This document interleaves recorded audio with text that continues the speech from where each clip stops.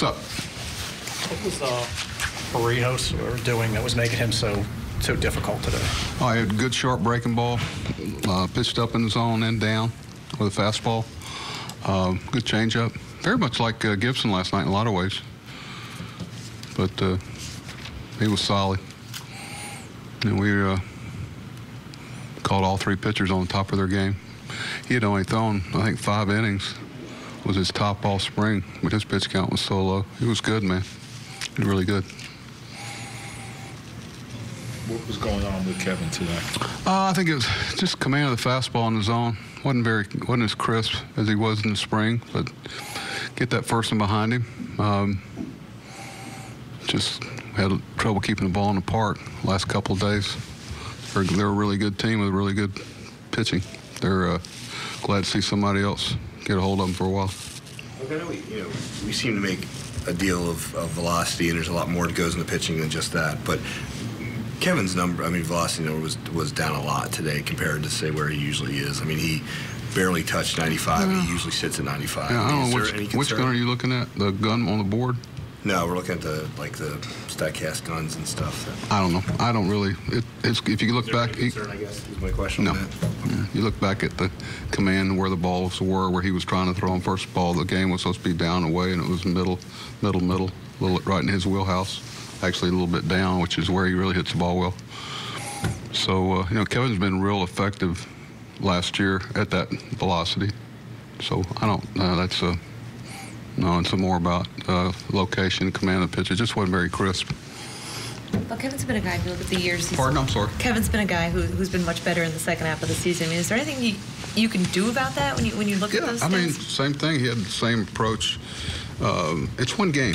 Let's see what the next one brings, and the next one brings, the next one brings. I mean, it's one game against a really good team, and now people think the past is always going to repeat. It doesn't. So. Kevin's a good pitcher. He showed that last year and the year before, and they have some good outings ahead of him in the first half.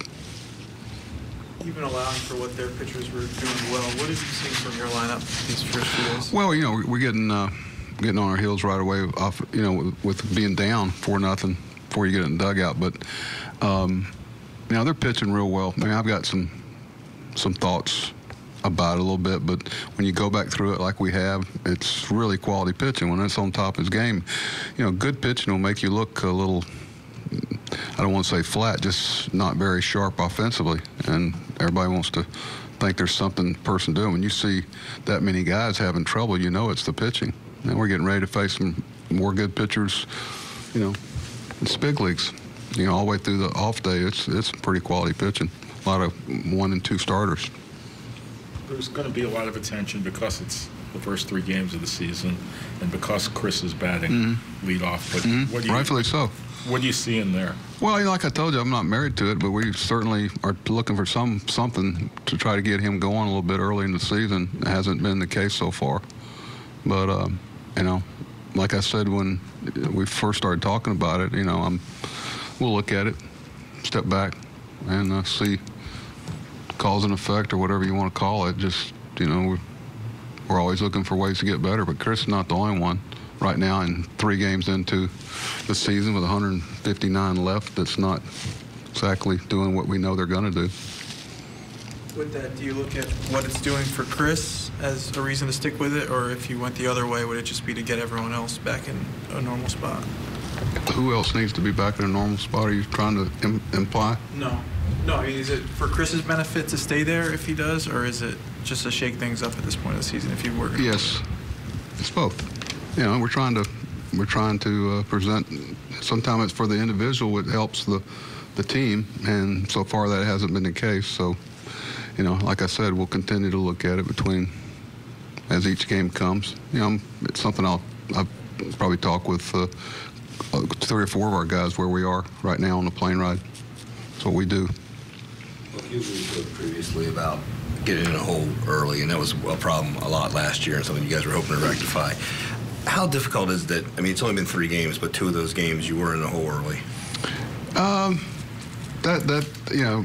think because of some of the challenges we had last year, it is something I'm sure that, but I think our guys matured enough to know that those things have a way of changing real quickly.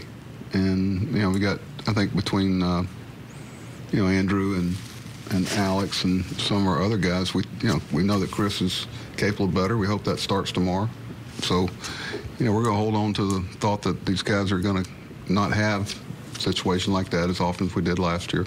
Last couple of days, it's been like that, though. Good. All right.